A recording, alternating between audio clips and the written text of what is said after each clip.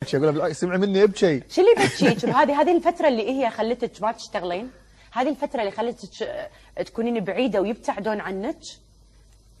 قولي ايه؟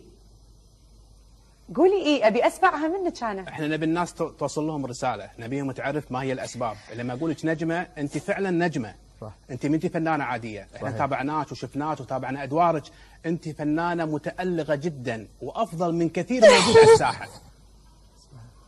يمكن مر بنفس ألم وجرح وخشمي تشوه تقريبا. سويت عمليتين في خشمي. يعني معناته الألم وايد شيء كبير. انصدمتي من اشخاص كنت تظنينهم اصدقاء واخوان وقت الازمة ما لقيتيهم؟ اللي معي حيا الله، يعني ما راح أزعل. بالعكس ممكن هذا شيء يقويني أكثر. واحد مو معقولة ما يزورونك وانت صاير لك حادث كبير يعني. اقول بالعكس سمعي مني ابكي. شو اللي بتشيك؟ هذه الفترة اللي هي خلتك ما تشتغلين؟ هذه الفترة اللي خلتك تكونين بعيدة ويبتعدون عنك؟ قولي ايه؟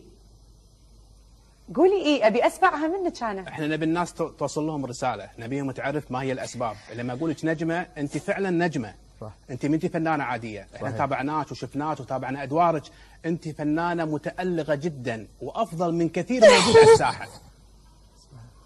يمكن مر بنفس ألم وجرح وخشمي تشوه تقريبا. سويت عمليتين في خشمي. يعني معناته الألم وايد شيء كبير. انصدمتي من اشخاص كنت تظنينهم اصدقاء واخوان وقت الازمة ما لقيتيهم؟